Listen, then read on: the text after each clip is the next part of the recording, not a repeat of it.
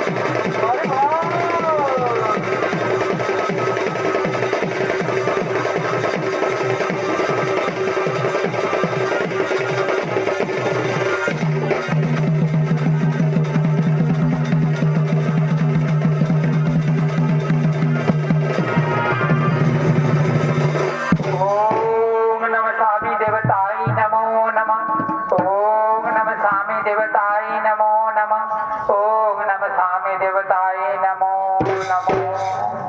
বলো বলো পার্বতী, তোমার মন আজকে তো বিচলিত কেন? বলো, খুলে বলো তোমার মনের কথা। কি বলবো স্বামী, কি বলবো আমার মনের কথা? আমি প্রতিদিন আমার নিদার অবস্থায় দেখি রমণী, আমার চোখের সামনে ছবি ভাই। সে রমণী আমায় বলে তুমি আর আমি এক পার্বতী, কিন্তু আমি এই রমণীর কথা কিছুই বুঝতে পারিনি প্রভু। সেই রমণীকে আমায় বিস্তার ভাবে বলেছি প্রভু। তুমি শুনবে, তুমি শুনবে পার্বতী? তাহলে তুমি মন দিয়ে শোনো আমার কথা, তুমি মন দিয়ে শোনো। সে আর অন্য কেউ নই, সেই রমণী হলো তুমি পার্বতী। শোনো পার্বতী, তুমি পূর্ব জন্মে ছিলে দক্ষরাজের কন্যা, নাম ছিল তোমার সতী। কিন্তু তোমার পিতা আমাদের সম্বন্ধ কোনদিন মানেনি পানি। আর একদিন তোমার পিতা এক মহাযজ্ঞের আয়োজন করে, কিন্তু তুমি বিনা নিমন্ত্রণে সেইখানে গিয়েছিলে। আর সেইখানে তোমার পিতা আমার অনেক অপমান করে, আর সেই অপমান তুমি সহ্য করতে না পারায় ওই মহাযজ্ঞের আগুনে দেহ ত্যাগ করো। আর ওই তোমার পুড়িয়ে ফেলা দেহ নিয়ে সারা পৃথিবী পাগলের মতো ঘুরে বেড়ায়। সেই সময় ভগবান বিষ্ণু তার সুদর্শন চক্রের দ্বারা তোমার দেহ খণ্ড খণ্ড করে তৈরি হয় শক্তি। আর সেই শক্তিপীঠ ধ্বংস করার জন্য দৈত্যগুরু শুক্রাচার্য নানান অসুর প্রেরণ করে তাদের সকলকে আমি সংহার করি। কিন্তু তাদের মধ্যে থেকে এক অধিকারী দানবকে আমি বধ করতে পারি।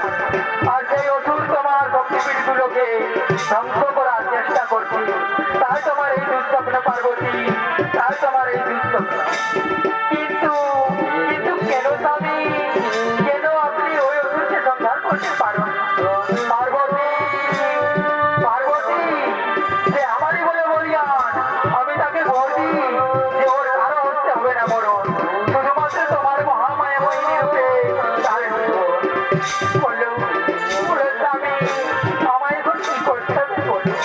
শোনো শোনো পার্বতী, তুমি তোমার মহামায়া মোহিনী রূপ ধারণ করে দানব সম্রাট অধিকারকে ধরতে হবে।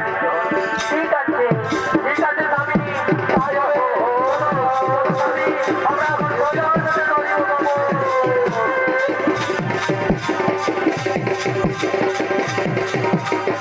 Thank you.